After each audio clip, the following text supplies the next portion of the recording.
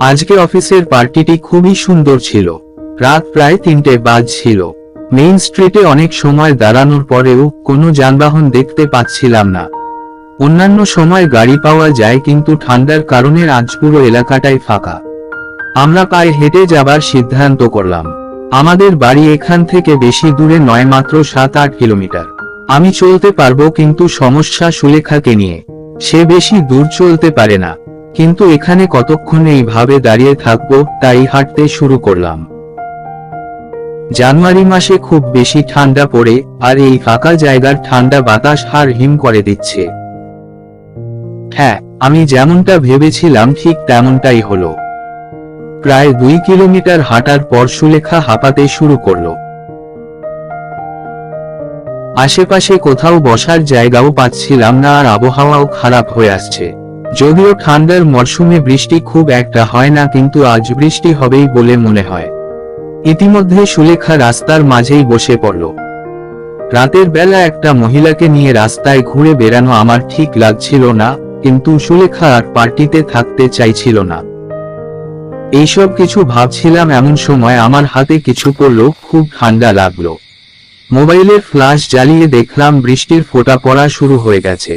এই ঠান্ডায় যদি বৃষ্টিতে ভিজি তাহলে শরীর খারাপ হয়ে যাবে। আমি বুঝতে পারছিলাম না যে কি করব, কোথায় যাব। এদিকে ওদিকে তাকানোর পর একটু দূরে একটা বড় ঘর দেখা যাচ্ছিল। সুলেখা উঠতে চাইছিল না। আমি তাকে টেনে তুলে তাড়াতাড়ি ওই ঘরের দিকে দৌড়াতে শুরু করলাম। এটা কারো বাড়ি ছিল না, এটা ছিল একটা অব্যবহৃত গুদাম ঘর। এখানে আর আমরা ভিজব না। বৃষ্টির বেগ আরও বাড়তে শুরু করলো। ঠান্ডায় এই রকম বৃষ্টিপাতের আগে আমি কখনো দেখিনি। এর মধ্যেই আমরা দুজন খানিকটা ভিজে গেছিলাম।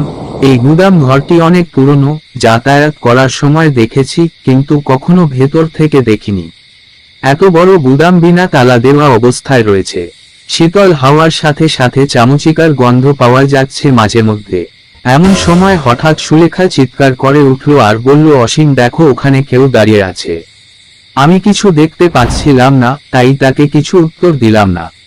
কিছুক্ষণ পরে সে আবার বলতে লাগলো, কেউ ওখানে দাঁড়িয়ে আছে আর আমাদের কে দেখছে। আমি ওই দেওয়ালে একটি ছায়া মূর্তিকে সরে যেতে দেখলাম। সুলেখা আমাকে মাঝে মধ্যে অফিসেও ভয় পাইয়ে দেয়, তাই তাকে বললাম, এইসব কি করছো? এই পরিস্থিতিতেও তুমি মজা করছো। কখন বৃষ্টি থামবে, কখন আমরা ঘর যাব, তোমার কোন চিন্তা নেই। এই রকম মজা করো না। সুলেখা বলতে লাগলো, বিশ্বাস করো আমি মজা করছি না। আমি ধ্যান দিয়ে তার ফেসের দিকে তাকালাম, কিন্তু আমার নজর তার দিকে না গিয়ে তার পেছনের দেওয়ালে গিয়ে পড়ল। হ্যাঁ, সে ঠিকই বলছিল, কেউ আমাদেরকে দেখছে, চোরের মতো দেখতে লাগছে। হ্যাঁ হ্যাঁ, তুমি ঠিক বলছো, আমিও তোমার পেছনের দেওয়ালে একটা ছায়া দেখতে পেয়েছিলাম। আমার মনে হয় চোর আছে সে।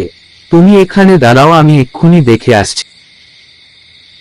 সুলেখা, না না, আমিও যাব, আমার ভয় করছে। আমরা দুইজনেই ওই দেওয়ালের কাছে গেলাম, কিন্তু সেখানে কাউকে দেখতে পেলাম না। আমরা আবার সেখানে ফিরে এলাম যেখানে আমরা ছিলাম। সুলেখা ভয় আমার হাত চেপে ধরল। কিছুক্ষণ পরেই আমি অনুভব করলাম সুলেখা অনেক জোরে আমার হাতটা ধরে রেখেছে। আমি কিছু বললাম না, কিন্তু সময়ের সাথে সাথে তার হাতের চাপ বাড়তে লাগলো। এর মধ্যে আমার হাত ব্যথা করতে শুরু করেছে। আমি তাকে বললাম, তুমি এত ভয় পাচ্ছ কেন? কিন্তু সে কিছু বলল না আর হাতও ছাড়ল না। এরপর আমি নিজেই আমার হাত ছাড়াবার চেষ্টা করলাম, কিন্তু সে অনেক শক্ত করে ধরে রেখেছিল। আমি ছাড়তে পারছিলাম না। তুমি কি করছো? এটা বলে আমি যখন তার দিকে তাকালাম, আমি চমকে উঠলাম। তার চোখ দুটো স্থির এবং বড় বড় হয়ে গিয়েছে, শরীর কাঠের মতো শক্ত, মুখে একটা রাগের ভাব রয়েছে। আমি ভাবলাম তার হাত সরানোর জন্য তার এই রাগ, কিন্তু তাকে একদমই অন্যরকম দেখাচ্ছিল। আমি বুঝতে পারছিলাম এইসব কিছু খারাপ ইঙ্গিত করছে। হঠাৎ সে আমাকে জোরে ধাক্কা দিয়ে দূরে ফেলে দিল। এরপর আমার ওঠার আগেই সে আমার উপর বসে আমার গলা টিপে ধরল। আমি বলতে লাগলাম, কি করছো এইসব? এইরকম করছো কেন?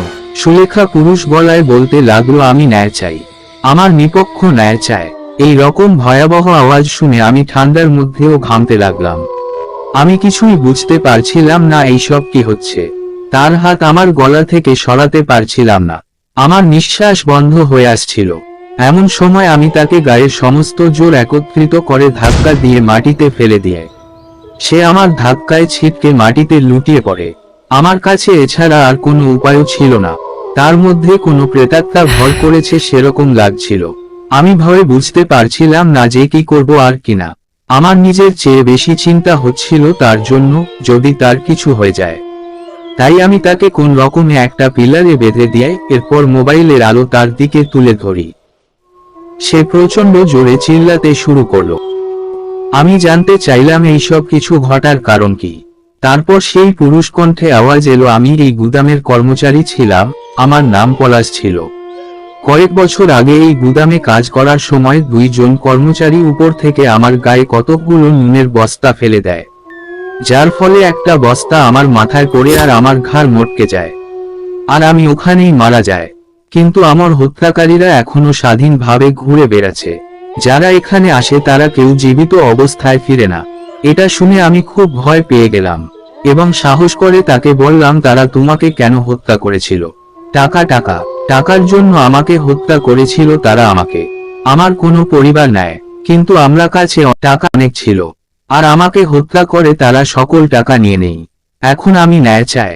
আমি বললাম, হ্যাঁ আমি বুঝলাম, কিন্তু তুমি সুলেখার মধ্যে কেন প্রবেশ করেছো? এই মহিলাটি আমার কবরের উপর পা দিয়ে আমাকে আমার ঘুম থেকে জাগিয়ে তুলেছে। আমি বললাম, সে না জেনেই এইসব করেছে, তাকে ছেড়ে দাও। যারা তোমার জীবন নিয়েছে তাদের তুমি শাস্তি দাও। এইভাবে একজন নির্দোষকে কেন শাস্তি দিচ্ছ? আমি একে ছেড়ে দেব, কিন্তু আমার হত্যাকারীদের শাস্তি দিতে হবে। আমি তোমার হত্যাকারীদের শাস্তি দেওয়া করাবো। এই শুনে সে সুলেখার শরীর ছেড়ে চলে যায়। এর মধ্যেই সকাল হয়ে যায়। বাইরে গাড়ি চলাও শুরু হয়ে গেছে। কিছুক্ষণ পর সুলেখা চোখ খুলল আর বলল, আজ খুব ভালো ঘুম হলো। কিন্তু এই কয়েক ঘন্টা কিভাবে কাটলো সেটা শুধু একমাত্র আমিই জানি। পরে তাকে আর কোনো দিন সেই ভয়ঙ্কর রাতের নিয়ে কোনো কথা বলিনি। জানি সে বিশ্বাস করবে না, কিন্তু সেই রাতের ভয়ঙ্কর অভিজ্ঞতা আমার মস্তিষ্কের মধ্যে থেকে যাবে। এখনো যখন আমি ওই গুদাম ঘরের পাশ দিয়ে পার হয় তো আমার হৃদয় কেঁপে উঠে। কারণ কোনো প্রমাণ না থাকায় আমি পলাশের হত্যাকারীদের শাস্তি দেওয়াতে পারিনি।